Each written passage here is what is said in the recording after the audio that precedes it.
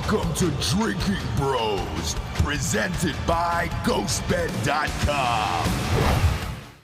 Welcome to Drinkin' Bros podcast, kids. Much needed vacay over the weekend.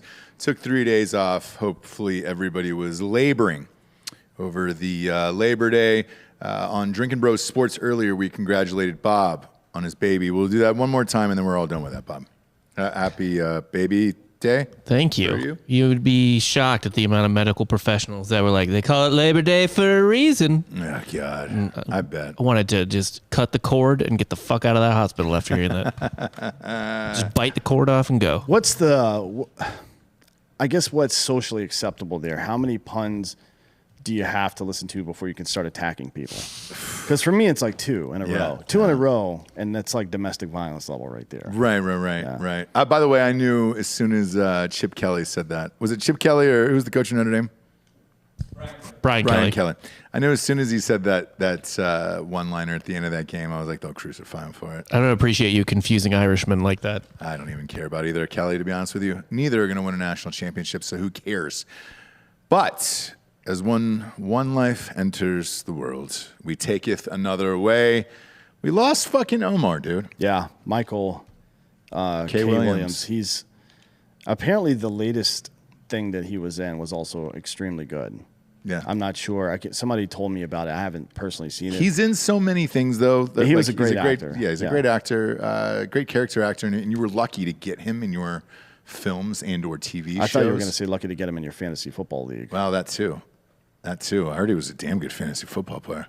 He's from the Bronx, right? Yeah, they found him in Brooklyn, so I'm not sure. But isn't he from? Didn't he grow up there in the Bronx or some shit? Or maybe it was Brooklyn. I don't know. Yeah, he had a rough childhood. He grew up in Brooklyn in Flatbush. In Flatbush. Shit. Okay, that's not a great place to grow up back then. No, not at all. But what's weird is the building that he was in was super nice and everything, and you wonder if that was Flatbush, because that's how much New York has changed, in particular like Brooklyn and those places. Yeah. Where you're like, man, was that shitty? And now it's just an unbelievably nice $1 million condo on there. Like, it's tough to say. Who knows? But that was a weird one for sure over the weekend. Yeah, it's unfortunate. He died of a heroin overdose. I guess that part's not too surprising considering the company he kept. You know, I mean, he was a big, what's his nuts? Your buddy who hung himself. Bourdain fan. Did one of his episodes. He did. But this is. I wonder when Philip Seymour Hoffman died. This is what this reminds me of. That's what I was just thinking of. I mean, we haven't had time for an investigation yet or anything like that. But I'm guessing there's going to be like fentanyl in there or something. Well, they're looking. The cops are looking right now for the dealer. These dudes who have done, like Philip Seymour Hoffman did heroin for like 25 years. Yeah. It is that Columbia professor that said he did it recreationally, people made fun of him a lot, but there are people who have been able to do it over a long period of time and keep it together more or less, right? But it's not even just heroin. With cocaine, 3 comedians out of 4 died this weekend because they got fentanyl-laced cocaine. The other one's in a fucking coma, right? So fentanyl is the issue. A lot of people do die of heroin overdoses. I mean, Shannon Hoon from Blind Melon, a lot. Yeah. Mitch Hedberg. I mean, a lot. We've lost a lot of people to heroin overdoses. But I feel like once you make it out of a certain range, like if you're in your 40s, approaching your 50s, and you're still doing it, you've probably figured out how to handle that situation. And the only way you're going to die at that point is on purpose, or, you get something spiked like that. And we've had a friend die from. It was a pressed pill in her case, though. Right? That was just loaded with fentanyl. And that guy, it was the same dude that sold drugs to Mac Miller. He's in jail now. Yeah.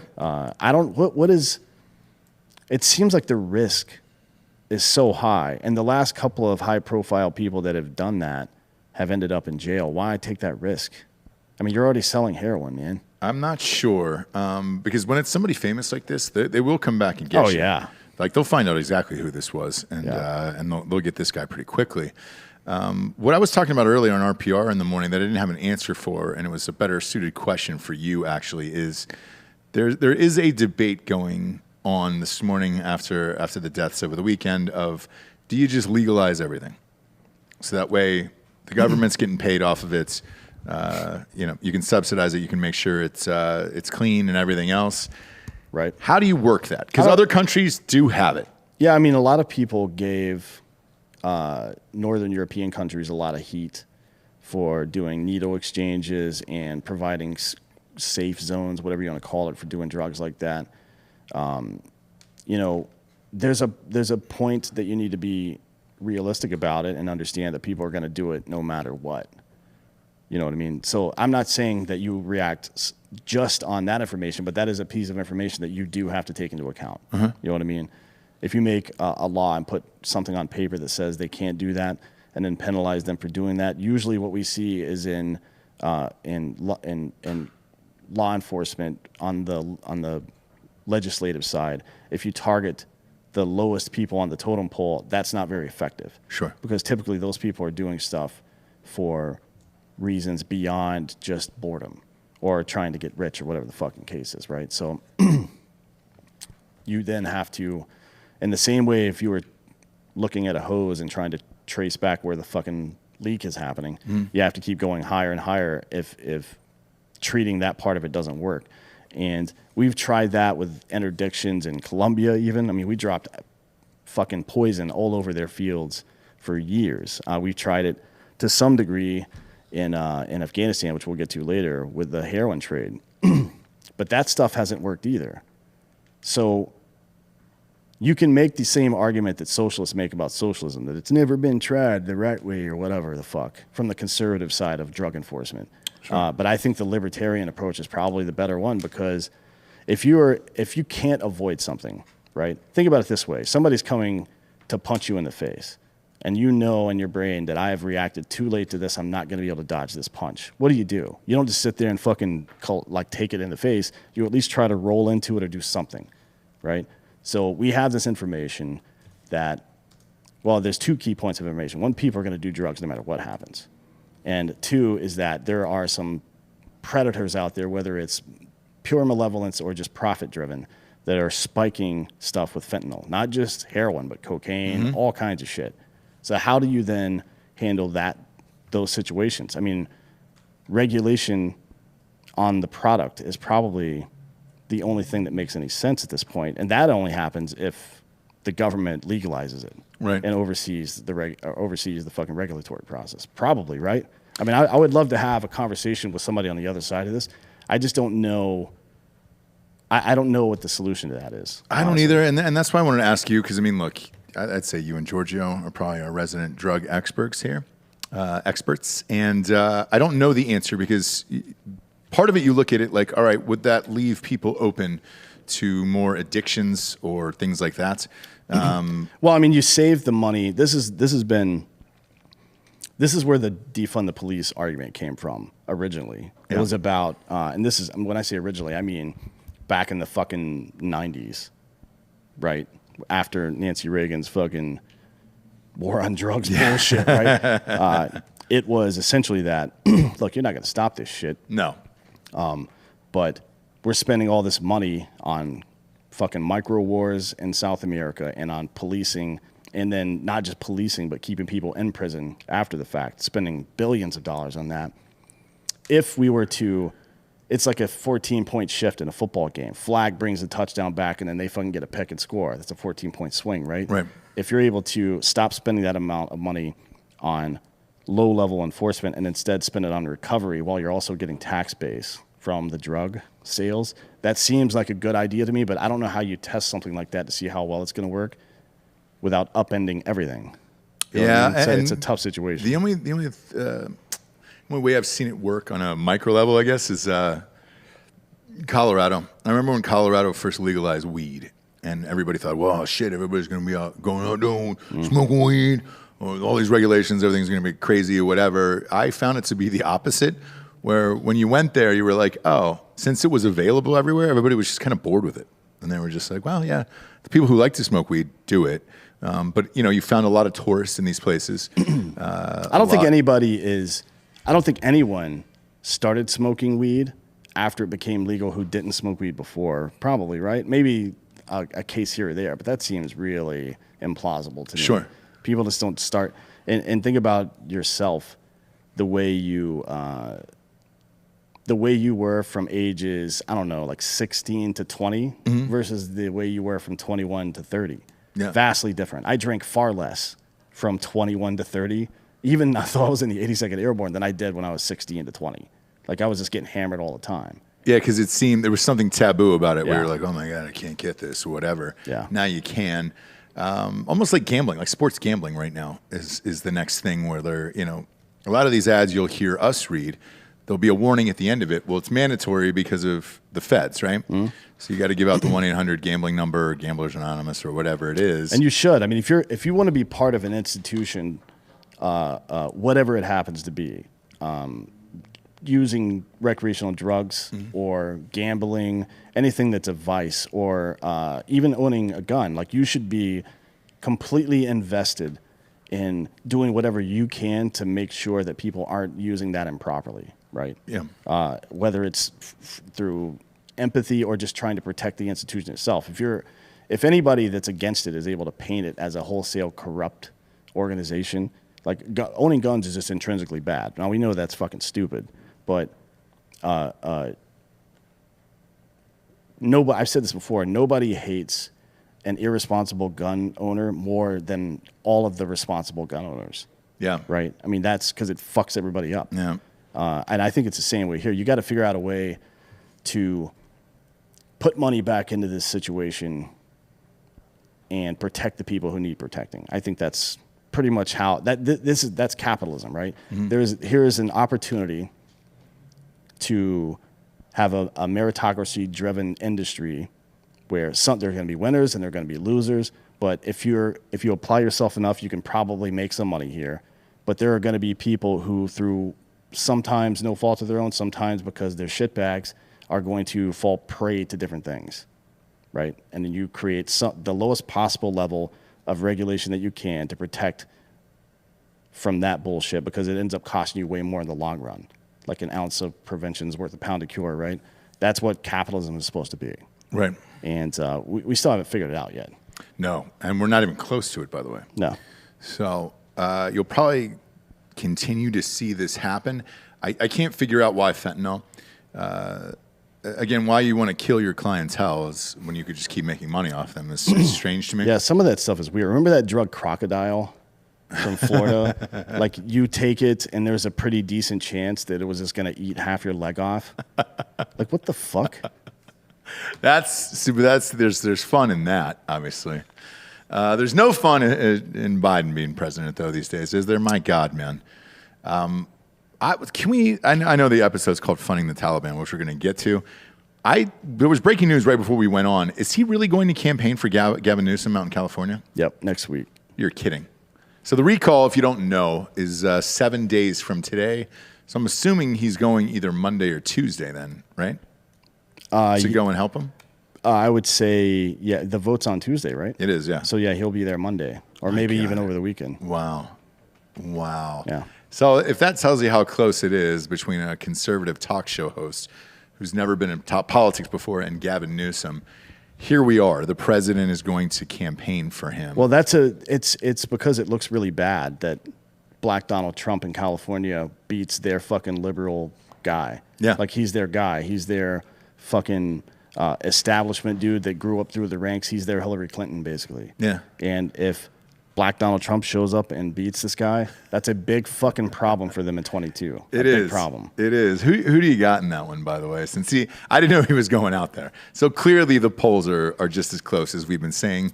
All the polling I've seen suggested it's a dead heat. The early returns had far less young people than you would like to see if you're a Democrat. So maybe that plays into something. I don't know. We'll see when we see some reporting later this week. I think we'll have a better idea of who's going to win. But it may come down to here's what really worries me is that the conservative folks in California have been hammered so hard for so long.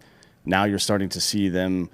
They're like anti-mask and anti-vaccination rallies almost every weekend there now. Yep. There's anti-shutdown stuff. They're protesting all over the place, and there's still this lingering sense that the fucking the presidential election was stolen in some way. I mean, just 2 days ago, this fucking dude from wherever the fuck said that 3 states, the amount of ballots that were missing were more than the margin of victory right. in those states. And that appears to be true, but I think that's a bit of a misnomer because what are you assuming that all 80,000 missing votes were going for Trump? I mean, who knows? If it's the same distribution as the rest, that doesn't necessarily imply that there's anything nefarious.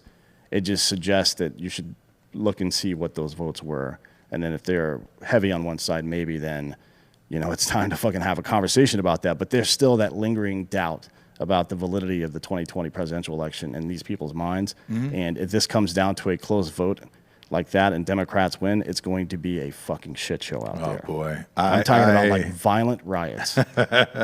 Bob, what were you going to say about this? I heard you click in. I was just looking at the polling numbers. It looks like, and again, polling has been all over the fucking place for elections for the last 5 years, I guess, at this point.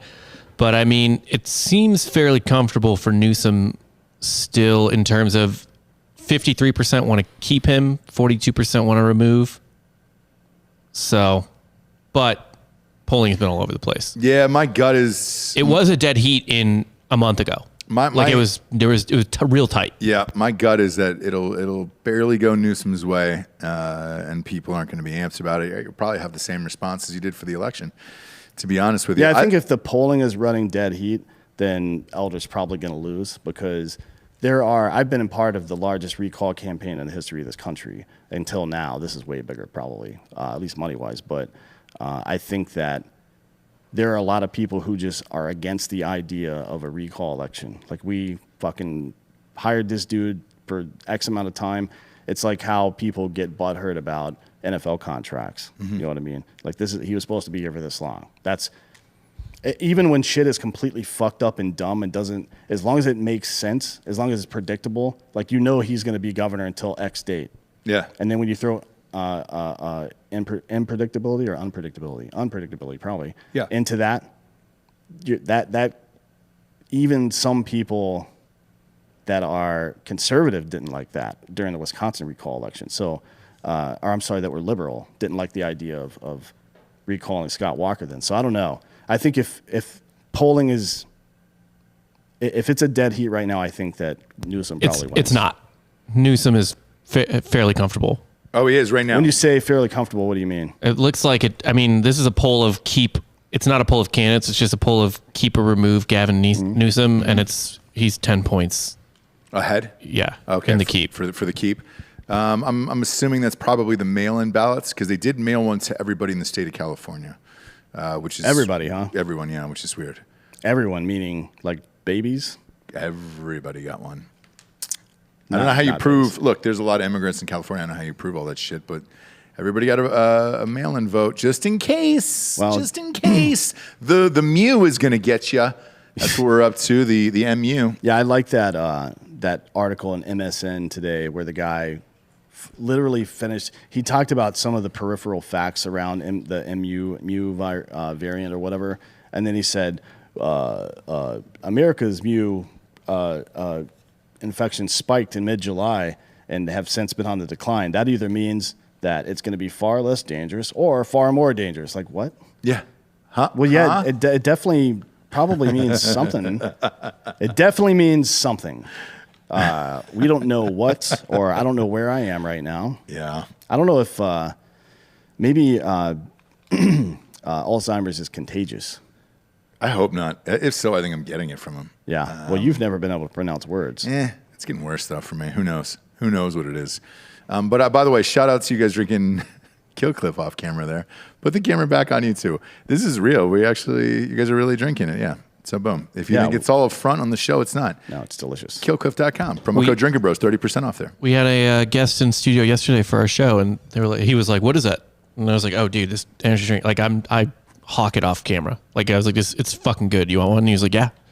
Yeah, you guys absolutely murdered so good. those. And they released the tequila kiwi, and apparently the numbers are fucking crushing. People love this shit. People love it, dude. What happened with... It's Izzy, right? The fighter? Yeah. Israel Adesanya. Yeah, what happened with Rogan's flavor, the Flaming Joe, is people drank it for the first time. And it's funny how it all rolled out, because I was talking to Brinkus and Ryan, all the guys from the marketing team over there, about it. And they were like, yeah, we went through the same experience, so we expected this shit, so it didn't freak us out. But the first couple of cans, people are writing back like, hey, this is weird, man. I don't like it.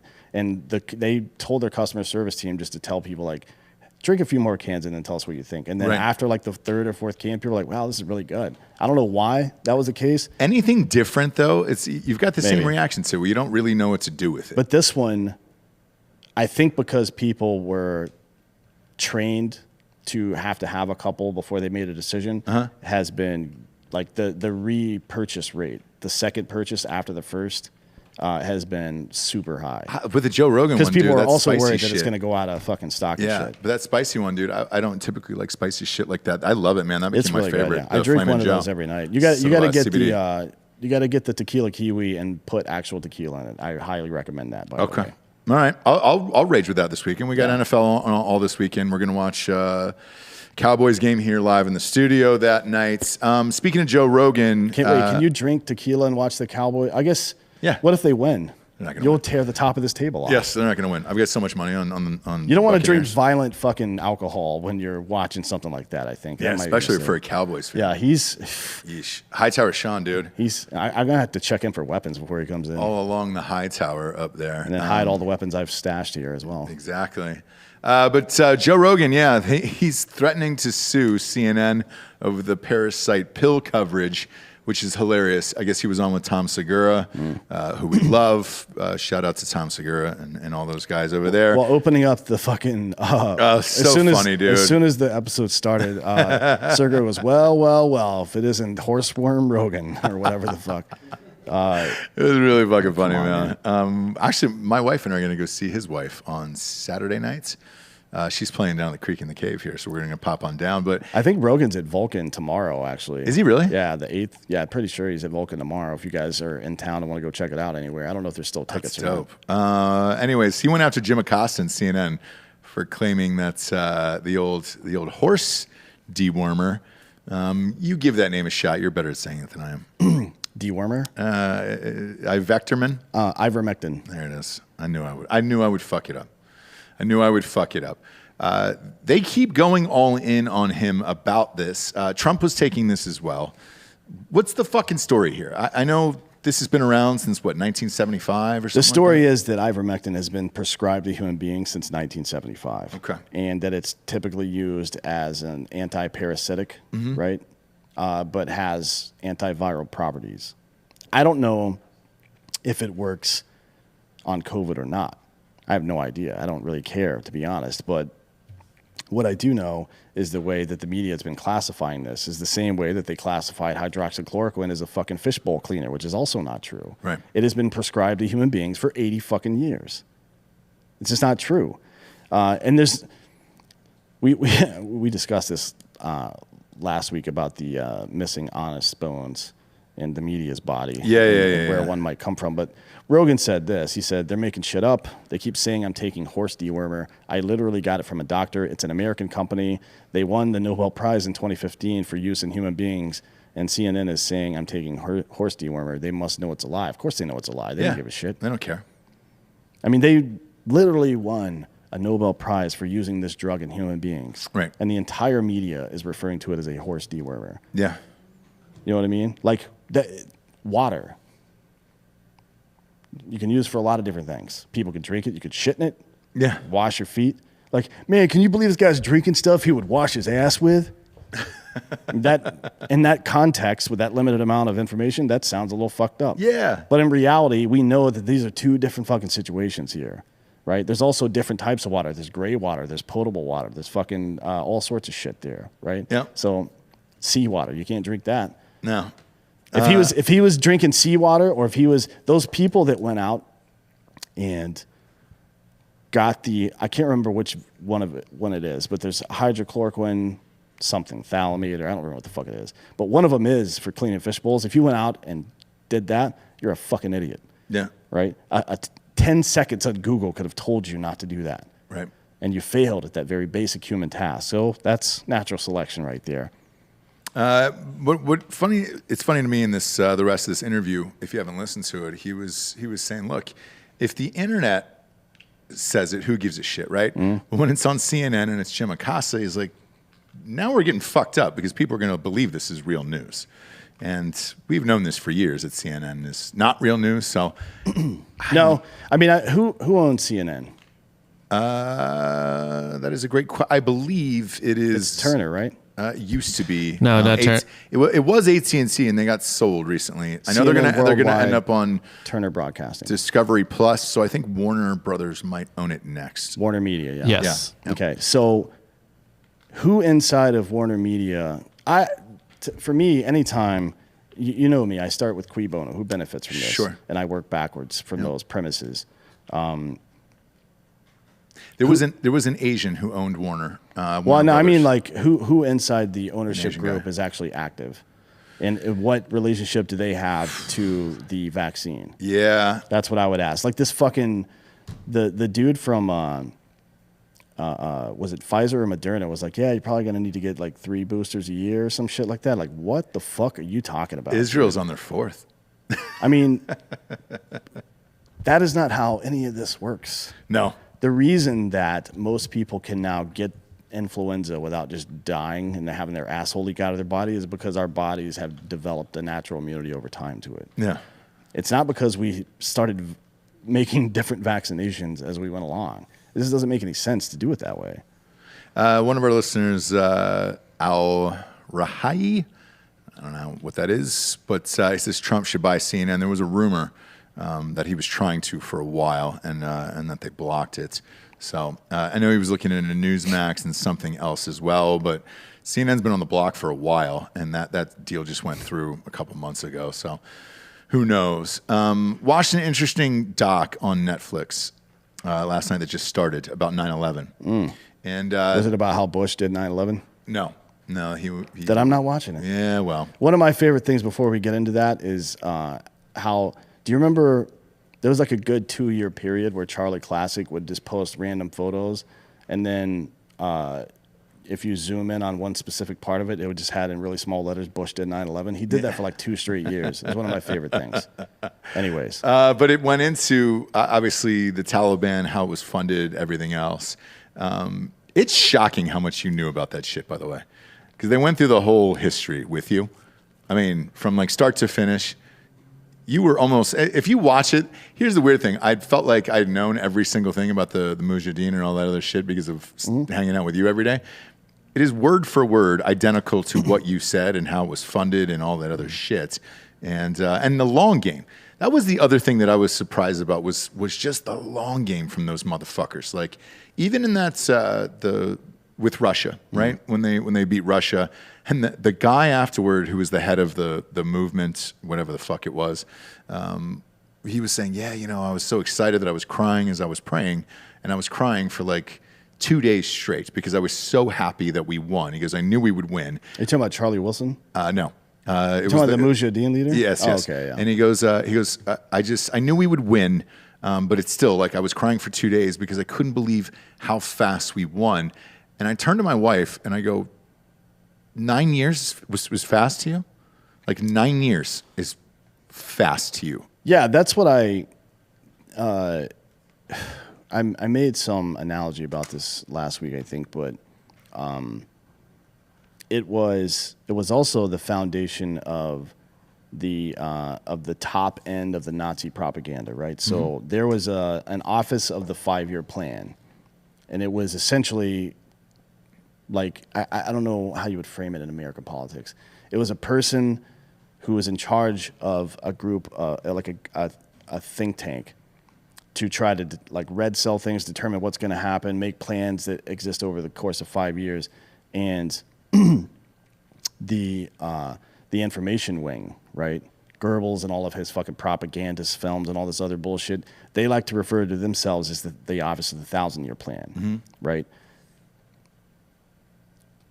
Muslims have been, and Israel thinks this way as well. They've been fighting for so long that they understand what Phil Jackson said, what I talked about with Shapiro, I think it was Shapiro, how you're only a success in the moment that you perform a successful act.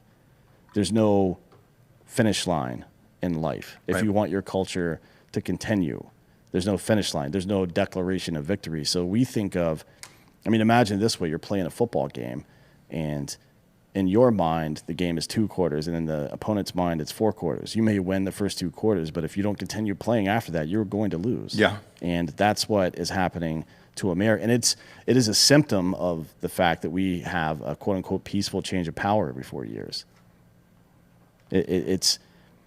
We're one of very few countries to do it that way. And I think once you reach a critical mass of disparity between one side and the other, having that as a system becomes really problematic. You know what I mean? It's just too big of a swing from one end to the other that anything that you can't get done in an 18 to 36 month period just doesn't get done. Because that's how much time you have to govern. Because you're bookended by fucking campaigns and transitions and shit. Right. And then you're stuck in that, like you were saying, that campaign cycle where shit, you're doing rallies and everything else. You're not really paying attention to what's going on in the White House. I know you're briefed, on the Air Force One and all that other stuff, but let's face it, people know that you're campaigning every 4 years. Whereas other countries can just sit there and be like, no, I rule the country and that's it. Yeah. I'll be here forever. I have plenty of time to look at everything every day. That's why I've said and make the right decisions. For a very long time that the best possible government is very likely a benevolent dictatorship. But you don't just think of what the best possible outcome is when you're making a decision. You also take into account risk. So if the system of government we have right now goes wrong, what's the worst that can happen? We're seeing it now, right? What's the worst that can happen? And if it goes right, we've seen relatively recently what it looks like when it's going pretty right as well, which makes us feel like we can fucking turn it around again.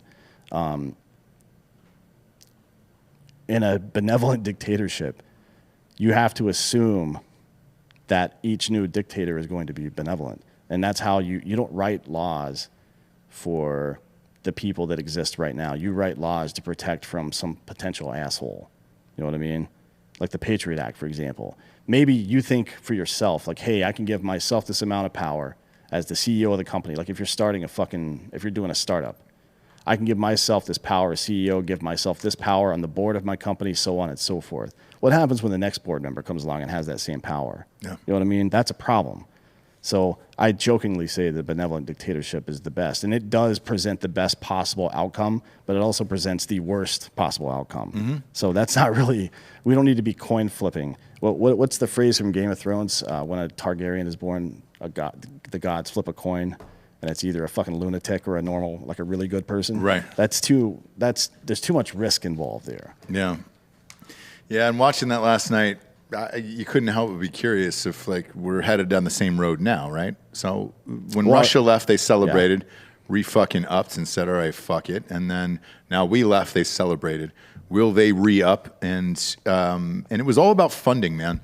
There was one line in this documentary that really, really struck me is the first time they attacked the World Trade Center in '93.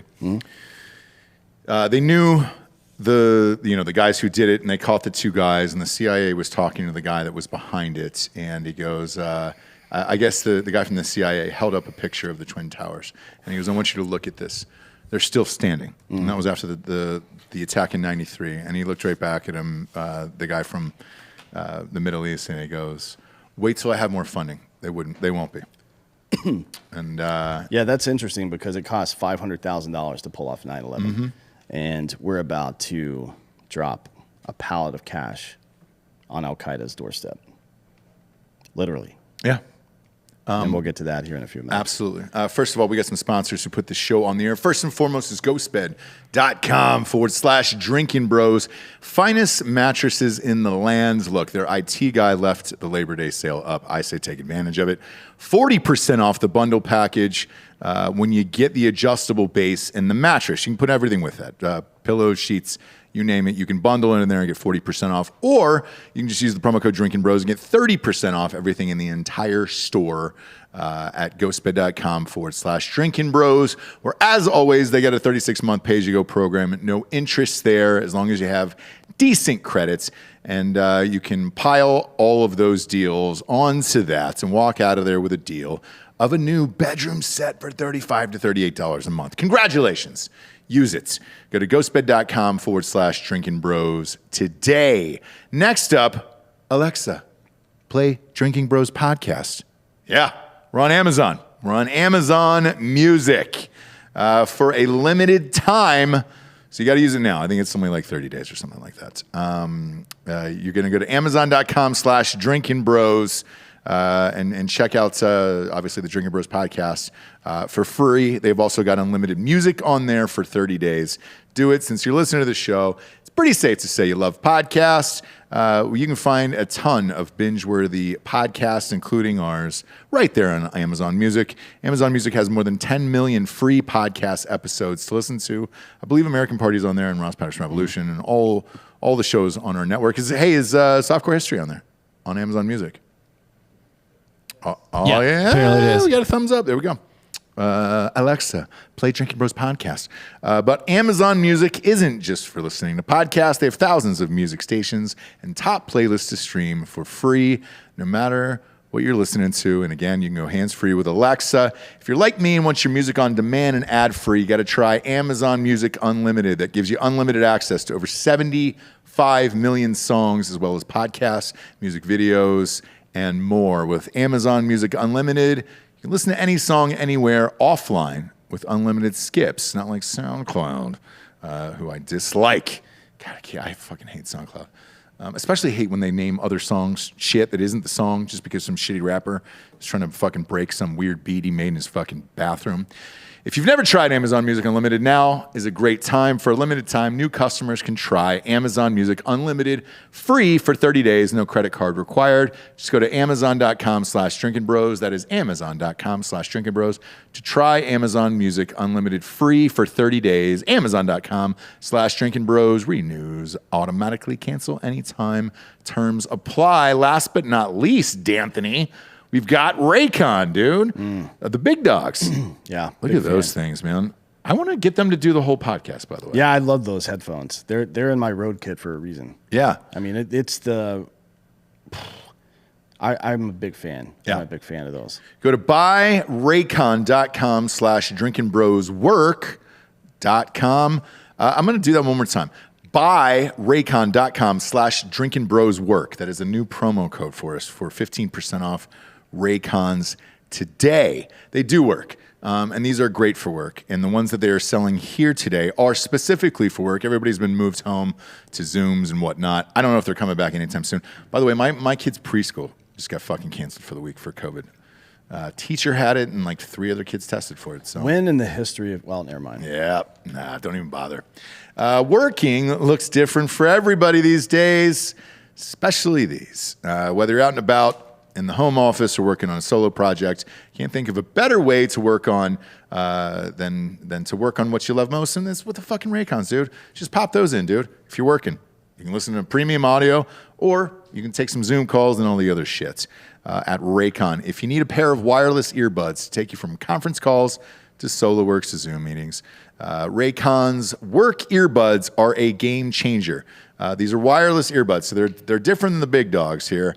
Raycon's work earbuds aren't just great for work. They're perfect anytime, anywhere. You need great audio. They've got a 6-microphone system that cuts down on environmental noise and ensures your voice is crystal clear on calls. There's also active noise canceling for maximum focus and ambient mode for when you need to hear the world around you. Raycon's work earbuds boast a 32-hour battery life. That's the best one, man. Everybody uses it for that. Plus, they're super comfortable with a very soft velvet finish and memory foam ear tips, so you want to wear them even off hours too. Raycon has a 45-day free return policy right now. Go to buyraycon.com/drinkinbroswork to get 15% off your Raycon order. That is buy, B-U-Y, raycon.com/drinkinbroswork for 15% off your Raycons today. Buy raycon.com/drinkinbroswork. You know what? Before we get into the rest of this Taliban bullshit, Yeah. AMC is doing pretty well. Are they really? I don't know if you remember me saying all this shit. You did. I sold out of mine at 42, somewhere in there. We bought it at 5. So. Oh, yeah, over the summer. They set a Labor Day weekend record. Yeah, for that Marvel movie. Yeah, and $94 million. right now, I said their stock would get up to 50 this year. It's at 47.83 right now. Is it really? Yep. At one point, when we were taking it to the moon, It was at 60 something. Bob, did it hit 70?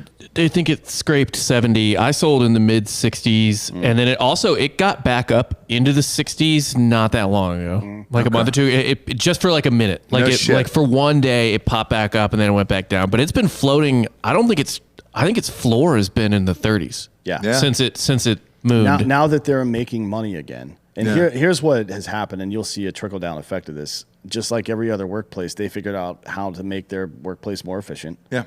And now they're going to have a positive revenue stream coming in again, and their stock is going to go up. I mean, it's honestly buying it at 47 right now is probably not a bad idea because it's going to go up to like 60 to 80 once the not this year, but probably fucking Top Gun moves next year, by the way. Whatever the next, it might be a Top Gun in the summer. What is it going to be in May? Yeah, they moved it to Memorial Day. Yeah, so the last weekend of May. Yeah. That's probably when it'll spike. That's probably when it'll be at its peak, and then it might come down some after that. So if you want to buy for a long play, I'd look into it. Yeah, and then the seltzer, by the way, is coming out. So we're looking at end of October. I would say to be safe, let's see. I think the cans are going to be ready like October 25th, so maybe like November 1st. We're going to be doing a big rollout for that and a big push here this week. So you're going to see it online. We're going to announce the name, the logos, all that other stuff, and the 12 packs getting shipped to my house, the boxes. And that's the first time we're going to see that. So we're getting real fucking close on all this shit. It's coming out very, very soon. We partnered up with Brew Hub on that one. So they better not fuck us on that date. I'm going to hold you to that date, okay? I want that live on here. As if not, you can contact Brew Hub and we'll have a fucking release the seltzer goddamn party here. Because I need that in my mouth. I need fucking 8%. NFL's back. College is back. Let's cut the fucking dumb shit. We were at the game, and I ran into somebody, and they were like, we were wearing the Drinkin Bros t-shirts, and they were like, you Drinkin Bros. They're like, I heard about that seltzer. What's the fucking story, dude? There's a lot of people in that market. Like the Nelk boys in that. They were like, well, how is yours different? I was like, it's 8. And they were like, whoa. Enough said. Thank you. Can't wait. Can't wait to have some. I'm like, goddamn right. It's always sold out for the Bud Platinum one. But nobody can dial on that flavor. We think we got it. We think we got the fucking cans to do it. So it's up to you, Brew Hub. Don't fuck it up. Taliban, D'Anthony. Is this going to get refunded again with everything that's going on? Refunded? What do you mean? They were down for a while. They were like AMC, man. They were at 5. No, they're kind of lingering at 30 with all the money that they got left over from us. So let's face it, what did we leave them with? 89 million or billion, I'm sorry, in equipment and everything else. Is China going to come back in there and give them money, or Russia? Like, how is this going to shake out going forward? So a lot of people have been asking a lot of really interesting questions over the past week or so. We've been flooded with them, which is why we wanted to do this show today. Because, look, Dan has not missed on this and has been, as you notice, the messiah of it. I was going to say the master. We're not allowed to use that word anymore. Fox ran a story yesterday morning that detailed how Americans engaged in the rescue of U.S. citizens, SIVs, and green card holders left behind by President Biden in Afghanistan are horrified by what they describe as inexplicable delays from the State Department that are preventing evacuation flights from leaving the country. Now, that's definitely happening. And you can draw whatever conclusions you want from that, but I've been told directly that it's the State Department that's making that call. So you wonder why. I mean, that's weird. If certainly it's not just their pride that somebody else is doing the job that they couldn't do. If that's the case, that's pretty rough, right? If that's what it is. And to be honest, that was my presumption, because you see people in powerful positions do shit like that all the time. As it turns out, the real story is far more nefarious than even that. So what I'm being told from members, from DOD and state, right? Obviously nobody that's going to go on record because they don't want to get fucking Hillaried. Sure. But what I'm being told is that the reason that the Biden administration gave that list of Americans to the Taliban is because their plan was the Taliban intimated to them, or maybe they decided collectively that they weren't capable of taxing or raising the funds, or they didn't have enough money to run that country. So the U.S. has decided to give them money. And I don't know how the exchanges went. I don't know if this is the Taliban holding these people for ransom or what. But the idea is that they gave those names to the Taliban so they can round them up, bring them to the airport, and sometime this weekend lift them out, and in their place will be left pallets of American cash. For Jesus the Taliban, Christ, is that real? That is what I'm being told by sources that I consider to be credible, yes. So it seemed crazy. Why would they fucking give names to the Taliban? Like, that doesn't make any sense. No, and that was one that no one could figure out as that was happening. It still doesn't really make any sense because you can't trust those people. Come on, man. No. But that appears to be the case. And keep in mind, this decision was made, and they're continuing to activate on this after knowing that Amin al-Haq, who is Osama bin Laden's former personal security guard, and also the head of security, physical security for Al-Qaeda, who was there during the planning of 9/11 and blah, blah, blah, is now riding around in Afghanistan with a Taliban escort. It's why the fucking dude that's been named the prime minister in the interim government for the Taliban is on the UN's terror list, not just ours. Right. They're a little bit more conservative, I guess, with who they put on their terror watch list. But this is not only a state sponsor of terrorism, this is a state now that is a terrorist organization. And we're just going to drop a couple pallets of cash instead of just going there and wrecking their shit. Now, Russia and China are going to spend a bunch of money in Afghanistan, and they're going to give a bunch of money to the Taliban. But Russia didn't allow the Taliban to bend it over and fuck it up the ass in the meantime. They held like pretty serious military demonstrations right across the border in the weeks leading up to this whole thing to show them like, hey, we're going to fucking buy you some shit, but don't fuck around because we'll light your ass up. America didn't do that. They were like, hey, you got our people. What if we give you a bunch of money? And this isn't something that we've, not done before. I don't know, any of you students of history out there may remember that Hamas, right, so Palestine has similar elections to the UK where there are political parties and there's a leader of that party, and depending on how many votes you get, right, for the, like what we would consider to be Congress, I guess, if we had more Congress than our prime minister or our leader is the prime minister, for example. So Hamas won the election to rule Palestine in 2006. Quickly found out they had no idea what they were doing. And no money. There was a blockade in the sea and by land from Israel. And the U.S. government funneled money through Qatar to Hamas, a terror organization, to make sure that place didn't just completely crumble. And that's humanitarian money spent. Now, we know that a lot of that money was spent on rockets to fire over into Israel and who God knows what else. You know what I mean? Because right across the fucking pond there, ISIS had set up a little spot. Early ISIS had set up a little spot in Egypt and stuff. So it was a bad part of the world to be in. It's certainly not a place that you want to drop a bunch of money into and just see what happens. Now, this is way worse, right? Hamas is small. Yep. Al-Qaeda is not small. The Taliban is not small. And worse, all of their fucking friends are out there as well, right? This is a big fucking problem. How are we not setting ourselves up for another 9/11 is what I can't wrap my mind around. When you look at this unfold. That's exactly what we're doing. That's what it seems like. Yeah. And again, I had the advantage of just watching that doc again last night to kind of go through it. And you're watching it, and you can't help it. If you haven't watched it, it's on Netflix. And it's in parts. I think I'm 2 parts into it now. But you can't help but think this is just history repeating itself as you watch it. And I don't understand how our government doesn't understand that this is a horrific idea. So are we just fucked again? Yeah, I mean, it's really... I've heard some people say that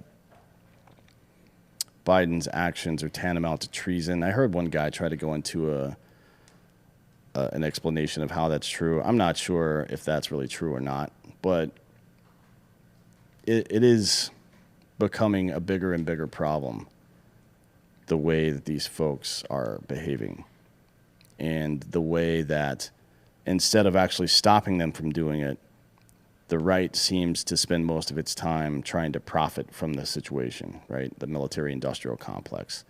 I don't know what's going to happen from all this, but I know it's not going to be good. And it's getting close to a time where somebody's going to have to organize some kind of defense against this nonsense. I don't know what that looks like. Maybe a tax strike, right? I don't know. But could you do a series of drone strikes just over and over and over again? And once we get all our people out of there. In Afghanistan? Yeah. Oh, no, I was talking about a defense against the Biden administration. Oh. The Taliban's easy. Just blow them up. You're talking about Biden. I'm talking about an administration that continues to make decisions that hurt Americans, right? You can, like, Trump may have hurt Americans' feelings, but most of the policies that he had didn't hurt Americans. They helped Americans, frankly. Right. And it's an interesting thing to have to destroy something that looks good but performs poorly. You know what I mean? I think that's a psychological barrier for people. I don't know what it is, you know, that you have to overcome in your own head to be able to take on something like that. Well, I mean, you can't say that this is bad because that means everything is bad. Well, maybe it does mean that. Right. It's better to have the fucking truth, in my opinion, than it is to deal with this nonsense.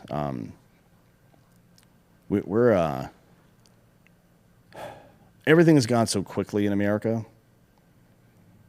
Maybe we're just that microwave culture. So maybe it is such that hard times make hard men, make soft times make soft men, but it happens on a much more rapid timeline here than anywhere else. Mm-hmm. And maybe we're going to create some hard times for ourselves over the next decade or so, and then things get better again. I don't fucking know, man. Yeah. Honestly, it's becoming more and more difficult to tell what the average citizen's motivations are on a day-to-day basis to me. I mean, I think that's a real problem, that people are either incapable of critical thought or they're willfully subjugating themselves to lies. For what? Because the lies are hurting them. I don't get it. This doesn't make a lot of sense to me.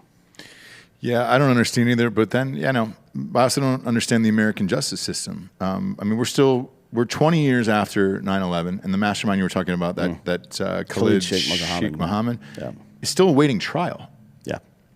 Yeah, I don't know why since when do we have a trial for a fucking war criminal? You just murder that bitch in public.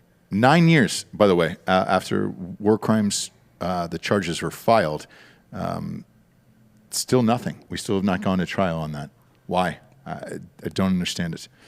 No, not much makes sense. But I mean, nothing that's happening right now makes less sense than handing the Taliban, which is synonymous with Al-Qaeda. Let's be fucking real about that. They've already announced that they're going back to Sharia law. Correct. Like they're going to cut off hands for theft and all this shit. Like, what did you expect here, guys? It's the fucking Taliban, yeah, motherfucker. I mean, this is only going to end one way. The fact that we've seen so much fucked up shit happening already, the fact that Taliban leaders, the fact that, two of the head Taliban leaders are both on the terror watch list, and that the fucking security director for Al-Qaeda is just cruising around with the Taliban escort right now, is all you need to know insofar as making a decision of whether or not you should just drop off pallets of cash for these guys. Are you fucking kidding me? Unless there's a goddamn nuclear weapon inside of that pallet of cash, we should not be putting it there. No. But that is exactly what's going to happen.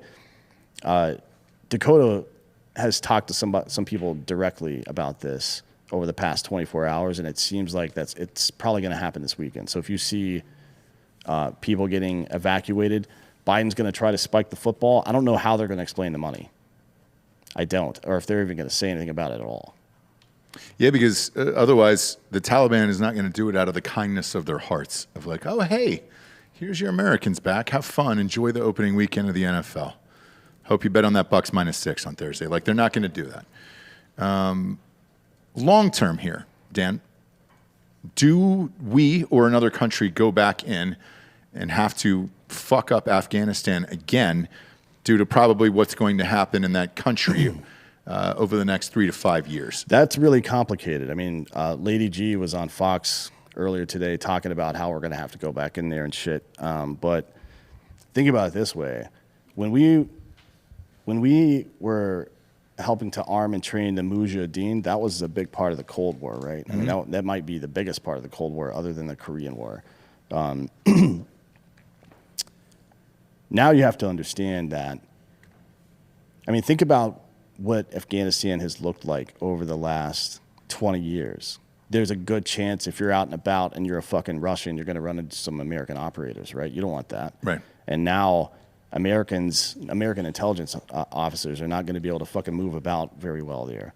They're going to depend on primary and secondary agents, that's not good. You want fucking American eyeballs on the ground. And if we do have people around over there, or if we're doing, covert operations, you run the risk of turning a Cold War into a hot war. At what point does China they've been pretty aggressive over the last couple of years. Russia, not so much, I guess, since the Ukraine thing, but China's been pretty aggressive, especially economically. I don't know what's going to happen. Like it would be one thing to say we're going to leave Afghanistan and then the Taliban and Al-Qaeda are going to fucking work together and become a hotbed for terrorism and blah, blah, blah. But what complicates the issue is the involvement of Russia and China there. Yeah. Right? Like, what are they going to do and what is it going to look like for us to interdict that? Is that considered to be an act of war against them? Like, let me give you an example. Americans have mining operations going on in Peru and Chile right now for rare earth minerals. Let's say a U.S.-run company down there that is conducting mining operations and has a private military or military escort for whatever reason, and China showed up with Chinese soldiers and attacked that place. Mm-hmm. Would that be an act of war?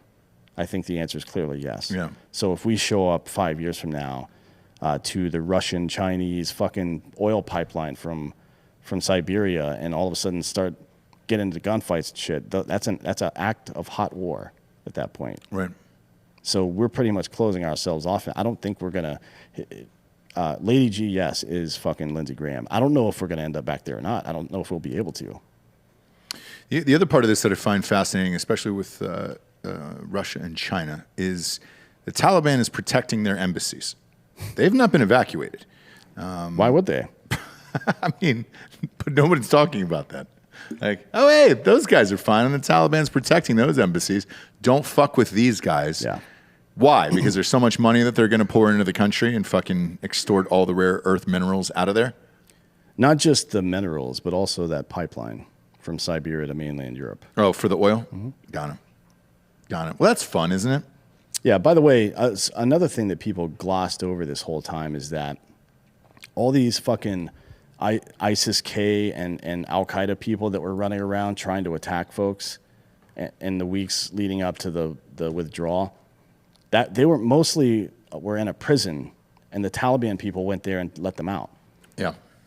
So can we please just not pretend that the Taliban is some new organization, right? What's happening right now is a concerted effort by American leadership and by European leadership to certify the legitimacy of Taliban as a government in this world. That's what's happening right now, and that should scare the shit out of you. It scares the shit out of me. Because we shouldn't. And all I hear from the left is that, we're going to pull all our efforts together and try to work with them. Why? Why are we working with them? Man, it's almost shocking to see. Fuck, I don't know. Yeah. Because I'm with you, man. I don't know how you go back in there after, China and Russia take over, use all the shit they're going to use with their own soldiers. Yeah, if there is an attack, congratulations. You're attacking their soldiers. That's a fucking act of war. Yeah. So, not real sure what we're going to do here. Now's the point in the show we get to the Drinkin' Bro of the Week. By the way, you can submit all your Drinkin' Bros of the Week to drinkinbros.com. All the hats, shirts, all the fun stuff is in the store, and it's stocked. We're good to go. Those flex hats are dope as shit. Is this the new one? Is this one in there? Yeah, that's in there. They're all in there. What's up? The flex fit hats and the non-flex fit hat, everything is in there now. We're also going to be in very short order releasing some female clothing as well. I know we haven't had that in a long time.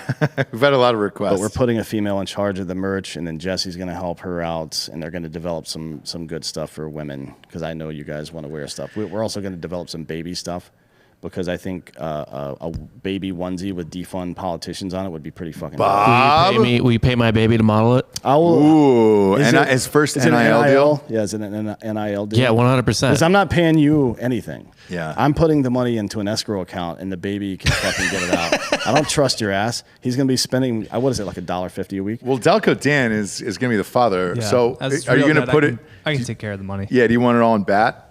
Yes. Basic attention token. Did you get Fucking that back? Which Michael, fucking right Michael Lohan over here is already getting ready for his career. I just want to buy some fentanyl-laced cocaine with my baby money. Who doesn't, dude? Who doesn't? I don't blame you. This one was submitted by Jared Knoll. Oh, and dog stuff too.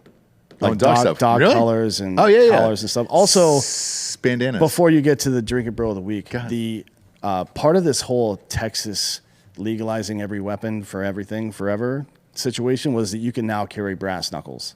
Really? Yes. Fuck you. So I'm talking to Trevor from 85 Supply. We're going to meet up with him in Nashville. He'll be there for the thing. I'm talking with him now about making some Drinkin' Bros brass knuckles. God damn Oh, yeah. I'd love to have some. So with that law, this is actually a crazy thing. It was illegal, women in certain states, whatever, they carry the kind of key thing where you can kind of punch or whatever with them. It's similar to a brass knuckle, but it's sharper. It's more like a whatever. That was illegal to carry here for a woman. Oh, the kind of thing you keep on your keychain where you can just kind of punch with it. Only for women? For anyone, but I mean, women are the chicks were the ones that use it. I'm going to come out like one of those fucking goth nerds that are obsessed with fucking katanas and shit, and just have them on my, like 2 of them on each hand, some on my fucking feet. Yeah. Just walking around with invisible lat syndrome. Like, who wants some of this shit? Yeah, today? dude. I'm ready to punch holes in bodies. But for real, we're going to try to get some fucking brass knuckles made. That'd be great. Because I think it's funny. Chicks love brass knuckles too. That'd be awesome. The real question is, should you get, I want to get the word bros across the knuckle and then like a drinking and smaller part on on the top or something like that. Or do you go 2 hands, drinking and then bros? It's drinking will not fit like that. You can go like that. So bros will fit though. I think maybe was something at the top there, and then but the question is, do you do the letters in reverse so after you punch somebody it leaves the logo on their fucking forehead? You know what I mean? Great question. Because I remember I was working as a bouncer at a bar in like 2002 or 3. I don't remember. I think it was 3 when I was in college. And this dude, this young white man was getting a little too lippy with a group of black gentlemen. Sure. Who, and it was South Carolina, so you can imagine what kind of lip they were giving him. Yeah. And I was like, I should probably kick this guy out, but let's see how this, because he's earned this ass whipping he's about to get. Yeah. I'm not a doctor. I didn't sign I do no harm thing. Exactly. I'm a fucking college kid about to watch this dude get his ass stomped. So that's what happened. The last shot was a dude kicked him in the side of the head with his Timbs on, right? And there was a reverse Timberland imprint in his forehead, and I just walked over and I couldn't stop laughing. Yeah. It's like that's really fucking funny. If you would have put those backwards, it would have been if you put them backwards, that'd have been good branding. We'll consider it. This Drinkin' Bro of the Week was submitted by Jared Newley from Oklahoma, member of Drinkin' Bros. He's been a listener since episode 30. That's very specific. I like that. He's nominating Sherry Hartley. Reason for the nomination: Sherry passed away September 3rd of COVID. She was a nurse for 25 years, and in the end, with her family around her, she was still laughing and joking. She then sent us away to finish her last iced coffee, to get a bath and pass peacefully with her fellow nurses watching over her as she had for so many before. She was a big influence on my life, and she will be missed. Cheers to Sherry. Cheers. Cheers to Sherry. Absolutely. And once again, you could submit your Drinkin' Bro of the Week to We'll be live with you tomorrow, kids. You're on Fox and Friends? Yeah, Dakota and I'll be on Fox and Friends tomorrow, like 6:45, I think. Or okay, is it live? Is that segment live? I think so, yeah. I don't Okay, know. great. What do I know? I'm just trying to, for Central, so that's Central, so that'll be what, 7:45 Eastern? I think so, yeah. Okay. I don't know. Cool. I'll know. I get a phone call after this, so I'll know after that. Yeah. And then what? I think you're going, are we allowed to say who you're going on next Monday? Yeah, I don't know when it airs. I think they go live, so I think it's Monday night. It's Tim Pool's show. Timcast IRL. You guys have been waiting for it and ask. I know you've been tagged a ton of times on his and vice versa. Well, congratulations. You're going to get that magic probably next Monday night. And Dan will actually be in studio for that, so that's not going to be a Zoom sitch with Tim Pool, and that is going to be fireworks. So can't wait for that as well. Again, we appreciate you joining us. Subscribe to the podcast on iTunes, rate the show a 5-star, and leave a quick review. That is the only thing that the advertisers care about, and we're jamming up the charts. Shit, man. I think we're like 18 or 19 in the world. So keep going. It's the reviews that are doing it, and we greatly appreciate it. For D'Anthony Holloway, I'm Ross Patterson. This is Drinkin' Bros Podcast. Good night, everyone.